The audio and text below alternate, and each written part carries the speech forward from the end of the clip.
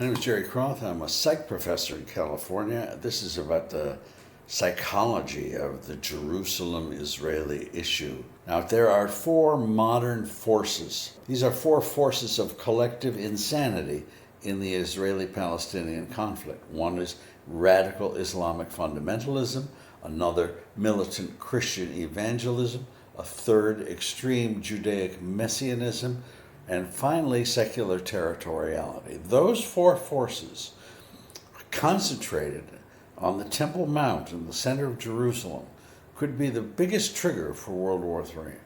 Now, there's only a small minority of lunatics in each of these groups. For example, there are 1.9 billion Muslims. They don't believe this stuff. Just a small group, a small tranche of psychotic holy warriors believe this kind of stuff.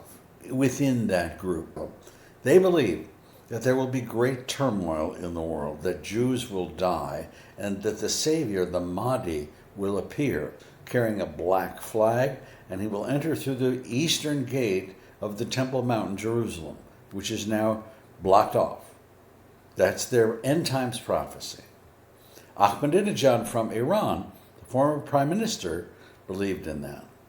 Now, the Judaicism, there are some very, very extremist Orthodox Jews who believe that first, a red heifer will be born, perfectly red, not a single gray hair. There are some candidates right now. When that happens, that's a trigger, a sign that the end times is coming. The Messiah is going to arrive. He will also arrive through the eastern gate of Jerusalem.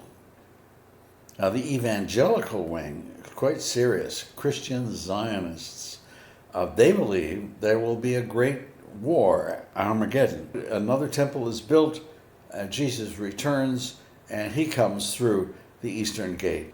The scary thing is that the total number of extremist, radical, delusional, psychotic people in the world is really quite large.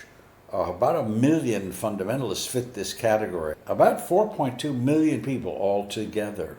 That is scary. These 4 million people need to be in an asylum and taken off the streets of the world because they will cheer and do everything they can to see that World War III happens, that Armageddon happens, that the great cleansing happens, and they will be ecstatic if all of that turns out because that means their Savior is coming.